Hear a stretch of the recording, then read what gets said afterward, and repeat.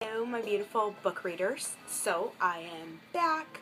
I have been really busy lately and I was trying to upload every day, but unfortunately, the weekend did get in the way. Wow. But I'm back with another video. I'm going to do my November wrap up. I read 5 books this month.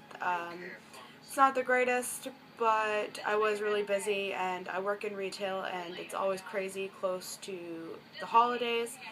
So I've been doing my best to read and keep up watching my favorite YouTubers and upload my own videos and edit and also have a life. But anyways, I will get into it. Yes, my hat is pink and zebra print and I love it.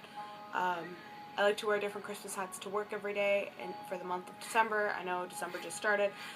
But I did buy a lot of different hats and stuff to wear to work. Anyways, let's get started. So, the first book I read for this month is To All the Boys I Loved Before by Jenny Han. If you watched my book review, which was my last video for Review Friday, I talked a lot about this book. It was definitely one of my favorite books I read this year. Definitely in the top 5. But my friend actually has borrowed it and she just finished it, so I'm going to go pick it up tomorrow. I'm not going to go into too much detail about this book. I need to stop saying well, this was a really good book. I highly recommend it. I would also like to know what everybody else thought about it. Leave a comment below in the description box. I'll also link my review for this below in the description box so you can check that out. The second book I read for the month of November is not a winter book. I know people have been talking a lot about winter reads and winter recommendations. I personally just read what I feel like reading. That's it. If I don't feel like reading something, then I won't read it. Right? This cold November, since I live in Canada, I read Beach Blondes, which looks like that, and it is the first book it's a summer novel.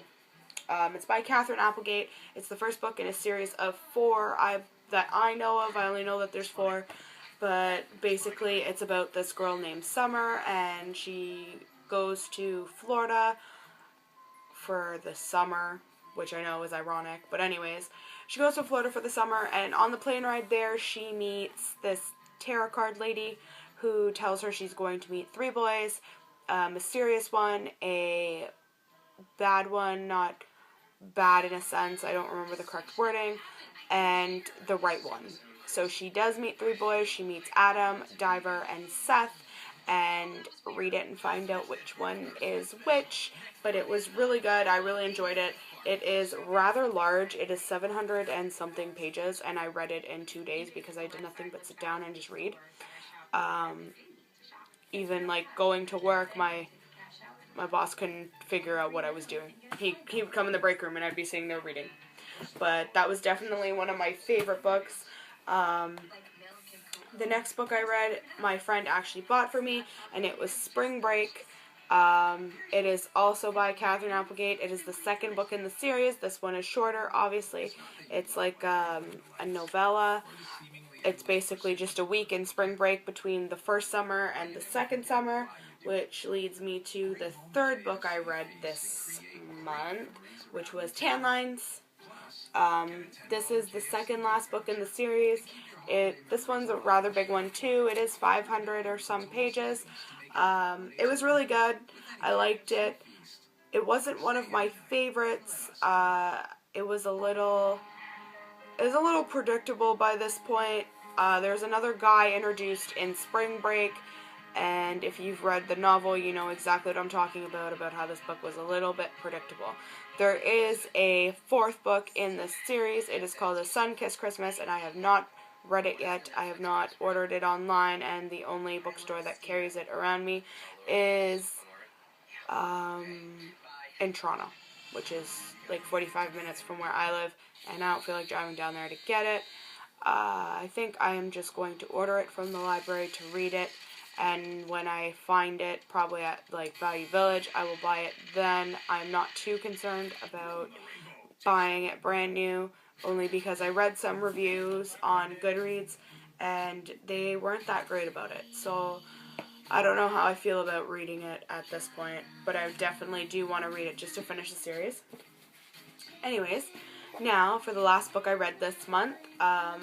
It is The Perks of Being a Wallflower by Stephen Chbosky. I mentioned in my book review for To All the Boys I Loved Before that I did not know how I felt about this book. I think a lot of it I just kind of skimmed some pages and I never really fully grasped what was happening because I wasn't fully interested. The book, although the story was very good, I like the fact that the letters that are written in it are addressed to the reader, some unknown friend of Charlie, who is the main character in the book.